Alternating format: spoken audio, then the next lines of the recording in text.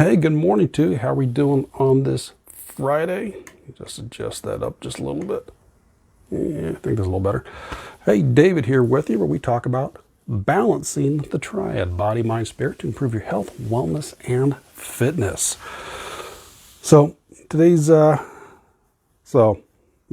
off, it's Memorial Day weekend, 3-day weekend for most people. I get a chance to celebrate family and friends, which maybe I'm thinking about Uvalde right now. Definitely the tragedy that took place there earlier this week. I know it's going to be time for remembrance, a difficult time for a lot of those. So just take a moment to kind of think about those involved. As well as Memorial Day weekend, since Memorial Day, remembering those that served in the military that are no longer with us. I had a kind of unintentionally yesterday, I had my shirt on, which was a motorcycle one, but it was red, white, and blue. I got my USA shirt red for I remember everyone deployed, red shirt, and I'll be wearing something all weekend long. But all right, so let's do that on today's topic. When to ask for help working on your health, wellness, and fitness. Now, this isn't necessarily going to be a cut and dry point because each one of us are different. Each one of us have different points of views on what we like, what we don't like. I know for myself, I don't necessarily like to ask for help. I like to figure things out on my own, sometimes stubbornly so. So we'll go into that. And this also goes a little bit with the video I did a couple days ago, which is when things are crazy busy and you're trying to work on your health, wellness, fitness. So let's go on there. Let's start there. Now, if you are trying to work on your health, wellness, and fitness, and your life is really busy and things are chaotic, there's one of the times you ask for help, especially if you have other people that live with you. If you're trying to do things where you're trying to do meal prep, so cook dinner, lunch, breakfast, whatever it's going to be, clean the house, do laundry, whatever, there's a lot of people live with you. They can help out. And I know for myself growing up, my sister and I, when we were younger, we cleaned our own room. We ended up making our own beds. When we did laundry, we'd all go out there as a family. We'd fold laundry together. We helped do dishes. So everyone can help out. Although I do know couples that go through and do this, which is where, okay, I'm going to do this, you're going to do that. I have people I've known to where one cooked the dinner, so if they cook, they don't clean up, the other one completely cleans up, which either of those scenarios I think is ridiculous. It's like instead of a partnership where you care and love each other, it's like you have a job. Here's my job description, here's your job description. And I said, some might rustle some feathers, but that's just my point of view. It's like, hey, you live in the house, you can help out. I know growing up, because my father was home earlier, he did most of the cooking. So what's the point? I know, yeah, same thing with someone else I knew. They were home, so they did the cooking, but yet when their partner came home, they had to clean everything up because, well, I did the cooking. Well, hey, to me, it makes no sense to say if you're already home, you can cook the meal instead of waiting for someone else to come home later and then have to prep it. To me, that makes no sense. Go through one, just because with timing, one cooks a meal. Hey, everybody can sit there and participate. Someone can clean up. Everyone can go through it. Makes it done faster. I don't find this division of roles like that. I find that to be just bull crap. I just find that ridiculous. You're in the house, everyone can help out. Everyone can participate. Everyone can help laundry. Everyone can clean the house. Everyone can help do chores all the way around. So, all right, I'll get off that soapbox there. But understand you can ask for help from those that live in the house. Everyone, you live there, which means they can participate in taking care of what needs to be done around the house. Because that's good. Because instead of taking your health care and instead of taking care of your health, wellness, fitness, you got to do some chores and stuff over here. Everyone can participate, all right? So there are other times to go through to realize, okay, maybe you don't know where to start. I've covered videos on that before. So you might need to seek for help on that. And the help can come in a variety of forms, whether it is a book, an article, a video. Because how many times have you gone to YouTube to figure out how to do something? You're not for sure you need some help on it. You go to YouTube to figure out how to do something. I've done that with working on the motorcycle, figuring how to apply something together, how to take off a faucet. I mean, there's a variety of things you can go through the YouTube. I know my uncle, we got him a shirt, says, something like I watched it on YouTube or I figured out on YouTube, something like that one there. But there's videos, there are also master classes. There is courses you can take. There is coaches you can hire. And yeah, a lot of these are free. Other times you may have to dish out some money.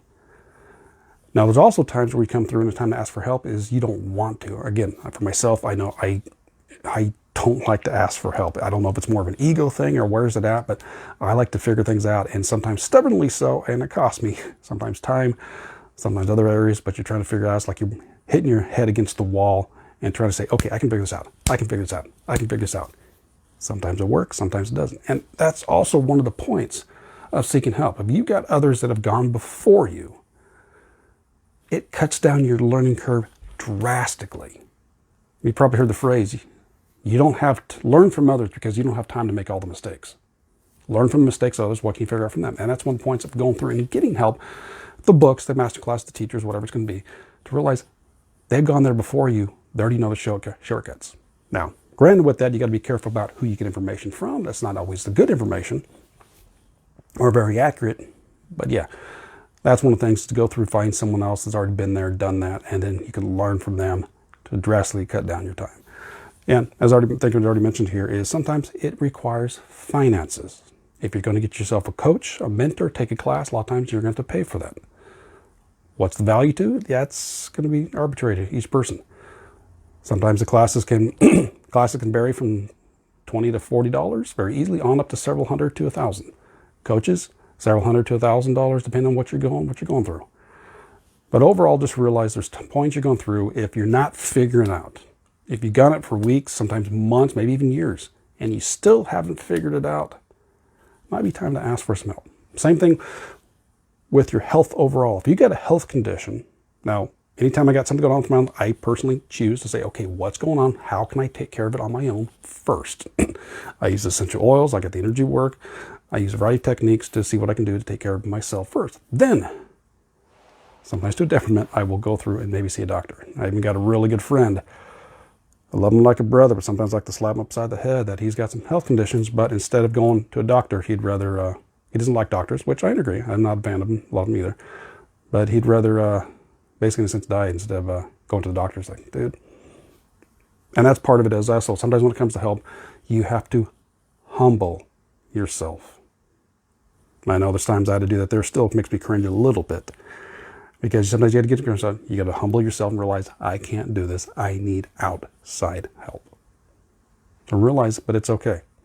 If what you're trying to do is something you actually want, if it's something you actually want to do, something you actually want to work on, something you want to improve your health, you want to improve your wellness, you want to improve your fitness, and you're not doing it very well, or it's very slow, or you're not getting the results you want, be humble, ask for help.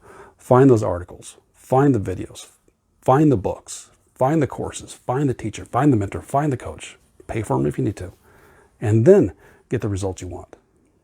All right? So definitely something to consider. It's not always easy to do for a number of people, including myself. It's not always easy to ask for help. And sometimes it's even harder when you got to spend money on it, which is something I need to do right now. I'm having a challenge with it. I've been butting my head up against the wall with it, and it's time for me to finally get some help on it. So I'll be doing that. I don't know if I can schedule the time this week. Well, here it is Friday, so I'll have to end up doing next week. But yeah, it's something I have to humble myself and realize, okay, and I got to spend some money on it. So yeah, I got to ask for help because I'm not getting anywhere with it. But yeah, realize it's okay to ask for help, especially if it's something you really want and you're not getting on your own. Ask for the help. Humble yourself, go through it. And with that, sometimes they're free. Like there's a link in the description of this video to where I have some free training in my Facebook group. It's a way to get you started. I spent a lot of time, I revised it not too long ago, or maybe a month or two ago, I revised the process. So basically health and wellness your way. It's a process to get you started. Hey, there's a lot of information in there. And hey, free to sign up for the group. And if you don't like it, leave the group. But hey, it's free there for you. And not always because it's free. Doesn't mean it's necessarily bad information or lack of information. And sometimes we do have this mentality that if it's free, it's no good. There is that aspect sometimes. But certain groups, like Facebook groups, you can join a group. Well, some people ask you for your email address like that. I don't do that. You just join the group, just agree to the rules. Hey, you get into the group. But you can join it, take the information. You like it, stick around. You don't like it, you leave. You lost nothing on that. So, all right, so that's what I got for you. Have yourself a wonderful Memorial Day weekend. Spend some time for those in Uvalde. And actually, we'll do something. I'll do a short one on Monday. So hopefully you get a motorcycle ride this weekend as well. So take care and balance into you. Bye-bye.